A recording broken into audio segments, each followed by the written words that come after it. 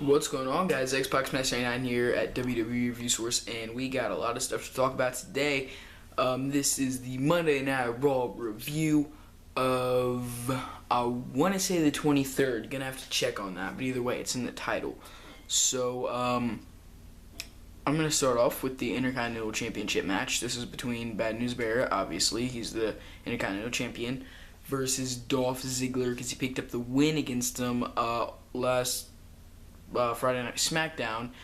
I was really rooting for Dolph Ziggler the whole time, and I mean, he made it through Winds of Change. He made it through Wasteland, but then right when he started picking up more momentum, right when Bad News Barrett was in the corner and Dolph Ziggler ran at him, I was just like, Bullhammer, Bad News Barrett wins, and that's exactly what happened. So that was really disappointing, but you cannot deny that Bad News Barrett is a good Intercontinental Champion, because he is, and even if you hate him, you have to admit that. Plus, he does offend, like, every place that he goes to. Like, today, his joke is against the Washington Redskins, saying how Dolph Ziggler is going to be so embarrassed he's going to have to change his name, just like your racist NFL team, which they were in Washington, D.C., so the Washington Redskins. So that was pretty funny. Even if he does offend you, he's always funny when he does it, so it's not really that bad. Next up, Rusev, once again, at our nation's capital, talking crap. This stuff is ridiculous. And there, Rusev's sitting there like, Rusev will crush America. Like, not really. One of the bodyguards could come out of the White House and just pop a cap in you right now. So, and he acts like he's so tough, but he's not. I mean, the only reason he's still undefeated, well, not even really, because he lost the Royal Rumble.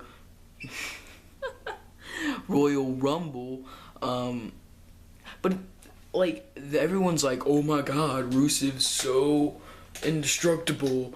No, they just keep putting him up against people who suck, and so they make him out to be this little big bad guy out there who no one can stop and all this other stuff. No, Heath Slater almost beat him. Big E almost beat him.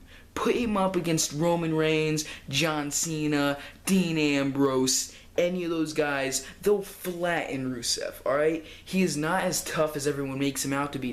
They only think he's that tough because they put him up against all these crappy people like Zack Ryder. And, it's annoying, and I really want to punch Lana in the face. But, it's just... moving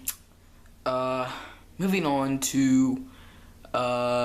let's see, what else do we got to talk about? Oh yeah, that's right, the Money in the Bank contract ladder match. We do have the entrance. First and foremost, of course, Seth Rollins, and the rest, there's like 5 of them. I believe it's Kofi Kingston, Jack Swagger, Dolph Ziggler, Rob Van Dam, and Bad News Barrett.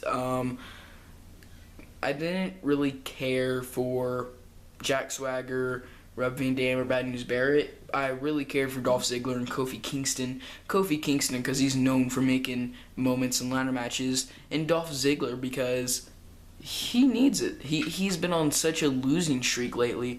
It's ridiculous. I mean, if he could win this Money in the Bank contract, you can only imagine what that would do for his career at the moment. So that would just be really great for him.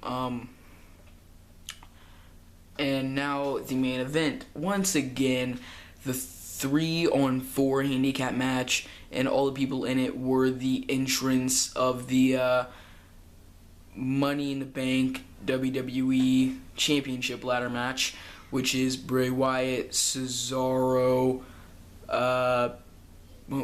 Bray Wyatt, Cesaro, Alberto Del Rio, and Randy Orton, and I'm kind of just doing this by teams. It's easy to remember. And Sheamus, Roman Reigns, and John Cena. Yeah, that's all 7 of them.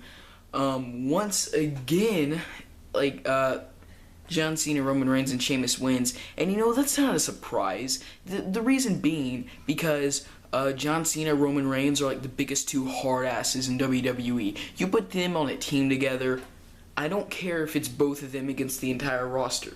The entire roster loses. It's just you put John Cena and Roman Reigns together, it doesn't matter who you put them up against. They are going to lose. It's just... That's just a fact, alright? Like, every single match that John Cena and Roman Reigns has ever been in that I've seen, they've never lost. And there's been like 3 matches, and the most recent 2 were handicap matches.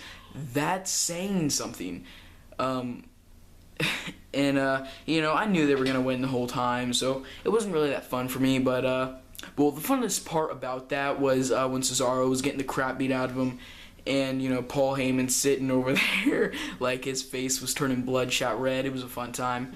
But the most exciting part, or the climax of the match, was when Roman Reigns was in the corner. And it was kind of the same thing that happened in the Bad News Barrett vs. Dolph Ziggler match, except it was with Roman Reigns and Bray Wyatt. Roman Reigns is in the corner. Bray Wyatt was charging at him out of nowhere. Roman Reigns just gets that power, just digs down deep, Superman punch, tags in Sheamus, and they end up winning the match. And it was pretty cool until Kane came out after the match, choke slammed everybody, John Cena, Alberto Del Rio, just everybody. And then basically Triple H came out and is like, behold, the 8th entrant in the WWE World Heavyweight Championship ladder match. And you know, this gets me so mad, not even because he's in it, but because I knew, I freaking called it that they were going to do this. I was just like, okay, Kane's not facing Daniel Bryan because Stephanie McMahon wants Daniel Bryan to face Kane. They want Kane to have it. They want Kane to have the WWE Championship. So they put like so many obstacles. They put him against Daniel Bryan. They were like, oh, okay, he can't compete, so let's just put him in a qualifying match against John Cena. John Cena beats him, so they're just like, oh, well, fuck. So then they were like, you know what, let's just fucking put him in, just like we did Randy Orton, because we're a bunch of fucking pricks who were just well, pretty much they just go with their favorite people and people that they want to be in it. Randy Orton, he does not deserve it. He does not deserve it at all. Neither does Kane. Kane is just really tall and wears a mask. He's so scary. Oh my god. He's way overhyped. And Randy Orton, I was actually about to say the same thing to him, but actually he's not overhyped at all. Everyone knows that he has no talent. Triple H is just his little fuck buddy, so he gives him whatever he wants. It's just ridiculous. I don't understand why, but you know what, it doesn't matter because I'm calling it right now. Roman Reigns is gonna win the WWE Money in the Bank Championship ladder match, and I swear to God, if Bray Wyatt wins, I am probably going to stop watching wrestling for like a month, because that would just get me so insanely ticked off. Either him or Kane. That would, I mean, it doesn't even, I don't know. But also after that, after Kane came out and chokeslammed everybody, and you know, Triple H is out there acting all cocky and stuff, he's like, behold the 8th entrant.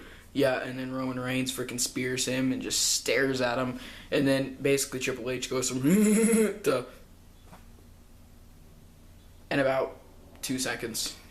So Triple H, it's a good night to be right. It's fun, but it also pisses you off a lot. So, you know, there was a lot to talk about. This is mid-video, it was about 9 minutes long. So, I'm the Xbox Master 89 WWE Review Source, and I am out. Hejda. That's Swedish. Peace.